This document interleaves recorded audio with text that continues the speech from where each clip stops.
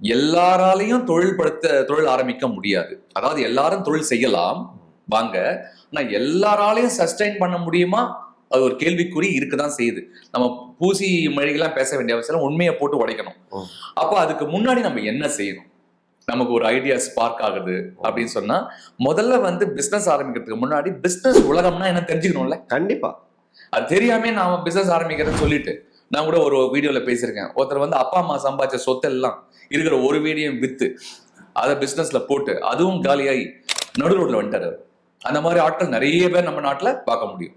அப்போ நம்ம கொடுக்கக்கூடிய அட்வைஸோ ஆலோசனை எப்படி இருக்கணும்னா, நல்லா தீர்க்கமா யோசிச்சு இறங்கினா வெற்றி தான். அதுல தோல்வியை சந்திக்கிறதுக்காக ஒருத்தன் வியாபாரத்துல வரக்கூடாது.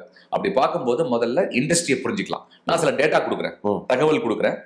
தரவுகள்ல இருந்து பாருங்க, மைக்ரோல இருந்து மைடி போறதுக்கு உண்டான வழி இருக்கா நீங்களே சொல்லுங்க. சூப்பர். இந்தியாவோட பாப்புலேஷன் என்ன?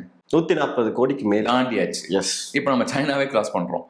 இவ்வளவு பெரிய பாப்புலேஷன் இருக்குன்னா எல்லாருக்கும் காலையில இருந்து நைட்டு படுக்கிற வரைக்கும் பொருட்கள் தேவைப்படுகிறது.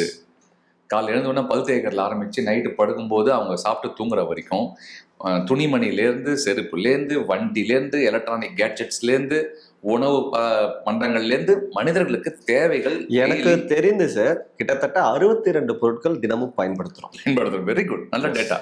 ஸோ இவ்வளோ பொருட்கள் தேவைப்படுது. எத்தனை பேருக்கு தேவைப்படுதுன்னா 140 கோடி பேருக்கு தேவைப்படுது. ஸோ வீட்டில் சாதாரணமா வேலையே இல்லாத ஒரு முதியவர் இருந்தா கூட அவருக்கு ஒரு 30 பொருள் தேவைப்படுது. கண்டிப்பா கண்டிப்பா. கரெக்டா? அப்படி இந்த உலகத்தை டோட்டல் பாப்புலேஷன் எடுத்தீங்கன்னா, நம்ம பாப்புலேஷன் சைனா, இந்தியா ரெண்டு பெரிய பாப்புலேஷன்ல கன்சம்ஷன் சொல்லுவாங்க. பொருளை உபயோகப்படுத்தக்கூடிய வாடிக்கையாளர்களாக இருக்கக்கூடிய நாம் அனைவருமே அவ்வளோ கன்சியூம் பண்ணிட்டு இருக்கோம். அப்ப இதெல்லாம் கன்சியூம் இவ்வளவு பேர் பண்றாங்க அப்படின்னு சொன்னா, அதுல என்னுடைய ஐடியா, நான் வியாபாரம் பண்ண வந்திருக்கேன். அந்த 140 கோடி பேர்ல என்னுடைய கஸ்டமர் யாரு?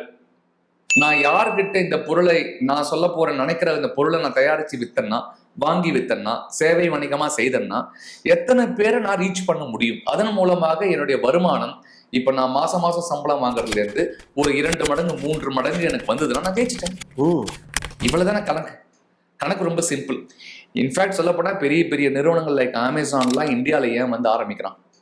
நேற்று டெஸ்லா பாம்பேல ஷோரூம் ஆரம்பிச்சிட்டாங்க.